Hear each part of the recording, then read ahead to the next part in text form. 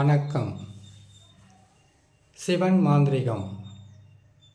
இந்த மாந்திரிகத்தில் ஏவல் ஒருவருக்கு செய்து அந்த ஏவலில் பல வகையான பாதிப்புகள் இருந்தால் அந்த ஏவல் பில்லி சூனியத்திலிருந்து ஒருவரை காப்பாற்றுவது எப்படி? இப்போது ஏவல் பில்லி சூனியம், ஏவல்ன்றது ஒரு துஷ்ட ஆத்மாவை வசியம் செய்து அந்த துஷ்ட ஆத்மான்றது பார்த்திங்கனாக்கா துர்மரணம் ஏற்படுறது தான் துஷ்ட ஆத்மா. சாதாரணமாகவே ஒரு மனிதன் பிறந்து வயதான காலத்தில் அவங்க மரணம் ஏற்பட்டால் அது துஷ்ட ஆத்மாவாக மாறுறதுக்கு வாய்ப்பு இருக்காது. பல ஆசைகள், பல கனவுகள், பல வகையான ஏக்கங்களுடன் ஒரு மனிதன் ஆணாக இருந்தாலும் பெண்ணாக இருந்தாலும் மரணம் அடைஞ்சா அவங்களுடைய ஆசைகளும் தேவைகளும் ஏக்கங்களும் நிறைவேறாமல் இறந்தால் அவங்க இறக்குறாங்கன்னாக்கா இயற்கையாகவே இறக்கிறது வேற. துர்மரணன்றது இந்த ஆசை ஏக்கம் தன்னுடைய கனவு நிறைவேறாமல் இல்லை அது நிறைவேற வழியே இல்லாமல் தற்கொலை செய்துக்கிறவங்களும் அகால மரணம் அடைகிறவங்களும் மற்றவர்களால் தாக்கப்பட்டு இல்லை மாந்திரீகத்தில் சில மாரண பூஜைகளை செய்து சிலர் இறந்தால் அவங்களுடைய ஆத்மா புனித ஆத்மாவாக இல்லாமல் துஷ்ட ஆத்மாக்களாக மாறிடும். இப்படிப்பட்ட ஒரு ஆத்மாவை பல ஆத்மா கூட இருக்கட்டும் அதை வசியம் செய்வாங்க.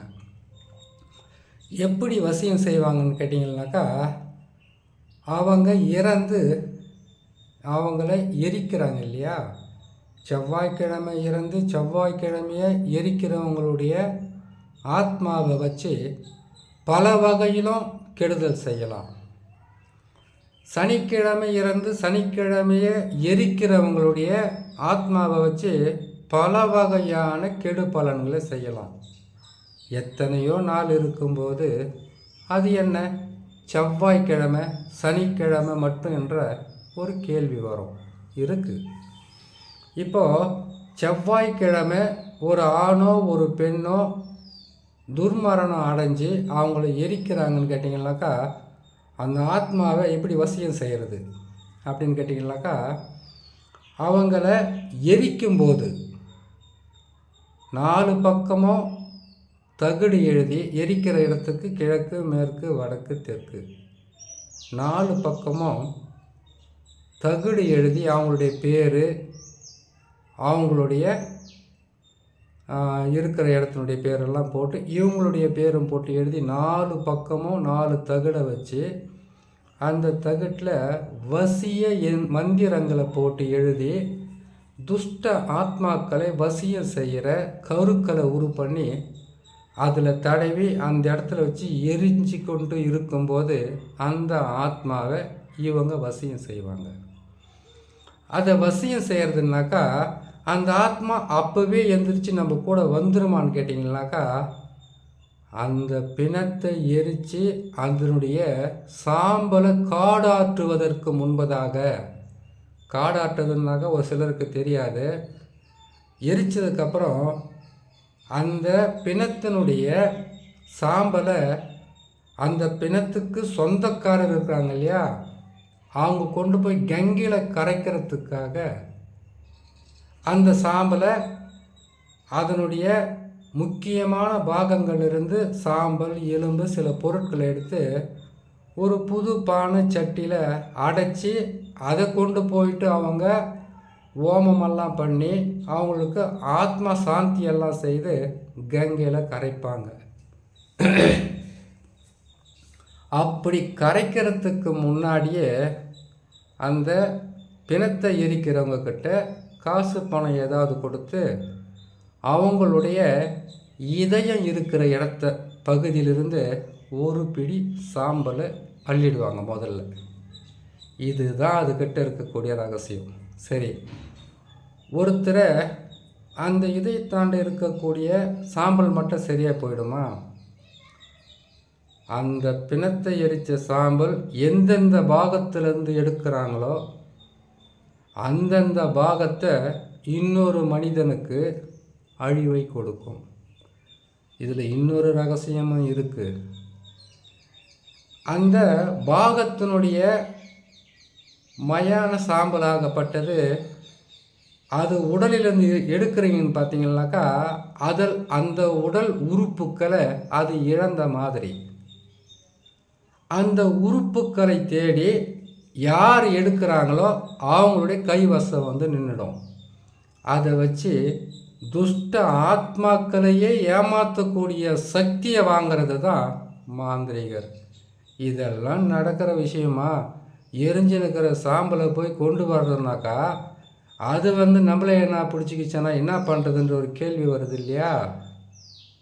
நல்ல மாந்திரிகருக்கு மயானம் என்பது ருத்ரபூமி. சிவனுடைய உதவியும் சக்தியுடைய உதவியும் இல்லாமல் யாராலையும் எப்பவும் எங்கேயும் செய்து சாதிக்க முடியாது. அப்படி எந்தெந்த பாகத்திலிருந்து நீங்கள் தனித்தனியாக பிரித்து அந்த சாம்பலை எடுக்கிறீங்களோ அந்த பாகத்துக்கு ஒரு உருவ பொம்மையை செய்து அந்த உருவ பொம்மைக்கு நீங்கள் எந்த சாம்பலை எந்த பாகத்தில் எடுத்து வச்சு நீங்கள் எந்த மாந்திரிகத்தை பயன்படுத்துகிறீங்களோ அதை அது செய்யும். இதுக்கு பல மந்திரங்கள் இருக்குது. உங்களுக்கு பாதகமே தராமல் உங்களை காப்பாற்றிக்கிற எந்திரமும் கருவும் இருக்குது. ஒரு மாந்திரிகர் எத்தனையோ பேருக்கு வாய்க்கட்டு, கை கட்டு, உடல் கட்டு, செய்கிற தொழில் வியாபாரத்துக்கு கட்டு போடுறது, குடும்பத்தை கட்டி வைக்கிறது, இப்படியெல்லாம் கட்டு வருது இல்லையா? அது மாதிரி நல்ல மாந்திரிகர்கள் என்ன செய்வான்னு கேட்டிங்கன்னாக்கா, முதல்ல இவங்க உடலுக்கு கட்டு போட்டுக்குவாங்க. அதுக்கப்புறம் இவங்களுடைய குலதெய்வமும் இவங்க இருக்கிற ஊர்லேருந்து 7 எல்லைக்கு இவங்களுடைய கட்டுப்பாட்டுக்கு வரத்துக்காக ஒரு கட்டு போட்டுருவாங்க. அப்புறம் திசை கட்டு போடுவாங்க. அதுக்கப்புறம் எல்லை கட்டு போடுவாங்க. அதுக்கு பிறகு 4 திசை 8 திக்கு 16 கோணத்துக்கும் கட்டு போட்டு இவங்களுக்கு எந்த பாதிப்பும் வராத அளவுக்கு மிக பலமான அஷ்டதிக் பந்தனை போட்டு வச்சுக்குவாங்க. இது மாந்திரிகர்களுடைய ரகசியம். அதுக்கப்புறம் செவ்வாய்க்கிழமை இறந்திருந்தாலும் அந்த சாம்பல் எடுத்தாலும் எந்தெந்த பாகத்தில் இருக்கிறீங்களோ அந்த பாகத்தினுடைய அந்த இதுக்காக அந்த ஆத்மா இவங்களை சுற்றி வரும். அவங்களுக்கு என்ன வேணும் ஏது வேணுன்றது அந்த ஆத்மாக்கள் உண்ணாது உறங்காது. ஆனால் இவங்க சொல்கிற வேலையை அது செய்ய ஆரம்பிக்கும். எந்த பொம்மையில் ஒரு பொம்மை செய்கிறாங்க ஏவல் வரத்துக்காக, அந்த பொம்மையை அந்த சாம்பல் எந்த பகுதியில் வச்சு கத்தாழ முள், அதுக்கப்புறம் கேட்டிங்களான்னாக்கா கருவேல முள், பன்றியோட முள், பன்றியோட நெய், பன்றியோட உதிரம், கருங்கோழி ரத்தம் உதிரம், அதனுடைய இறகுகள் இல்லைன்னா பிச்சு, பச்சோந்தின்னு சொல்லக்கூடிய அதனுடைய அந்த பச்சோந்தினுடைய உடல் பாகங்கள் அனைத்துமே இல்லைன்னா அதனுடைய பிச்சு, தேவாங்கனுடைய குடல் இல்லைன்னா அது பிச்சு, இப்படி பல விலங்குகள் இதனுடன் சேர்த்து ஒரு உருவ பொம்மையை ஒன்று புரச மரத்தில் செய்வாங்க, இல்லைன்னா எட்டி மரப்பாவையில் செய்வாங்க. எட்டி மரத்தில் எது செய்தாலும் எல்லா ஆத்மாக்களும் ஏன் வீட்டில் இருக்கக்கூடிய தெய்வங்கள் கூட வெளியே ஓடிடும் சொல்லுவாங்களே, அது மந்திர பிரயோகம் பண்ணுறதை வச்சு தான். மந்திர பிரயோகம்தான் ஒரு மனிதனுக்கு மனுஷா வான்னா வரமாட்டாங்க. அவங்களுக்கும் சில பேர்கள் இருக்கும், அந்த பேரை சொல்லி கூப்பிட்டா தான் வருவாங்க. இப்போது ஒரு 1000 பேர் இருக்கிற இடத்துல கூப்பிட்டோம்னாக்கா ஒருத்தருடைய பேரை சொல்லி கூப்பிட்றோம். அவருக்கு மட்டும்தான் அந்த பேர் இருக்குமா? அந்த மாதிரி ஒரு 10 பேர் இருக்குன்னா 10 பேருமே திரும்பி பார்ப்பாங்க. அதுபோல் இந்த ஆத்மாக்களுக்கு சில பேர் இவங்கள வச்சு கூப்பிட்டு அதுதான் சொல்லுவாங்க. கருங்குட்டி, செங்குட்டி, மலைக்குட்டி, குட்டிச்சாத்தான், குரளி, அதுக்கப்புறம் காட்டேரி, உதிர காட்டேரி, இப்படியெல்லாம் பேர்களை ஒன்றுன்னா அதுக்கு தகுந்த மாதிரி ஒரு பேரை இவங்க வைக்க ஆரம்பித்து பயன்படுத்த ஆரம்பிப்பாங்க. இப்போ நம்ம பார்த்துருக்கிற இந்த பதிவை பொறுத்த வரைக்கும் ஏவல் எப்படி செய்வாங்க, அதனால் பாதிப்பு எப்படி வரன்றதை இந்த பதிவில் சொல்லியிருக்கேன்.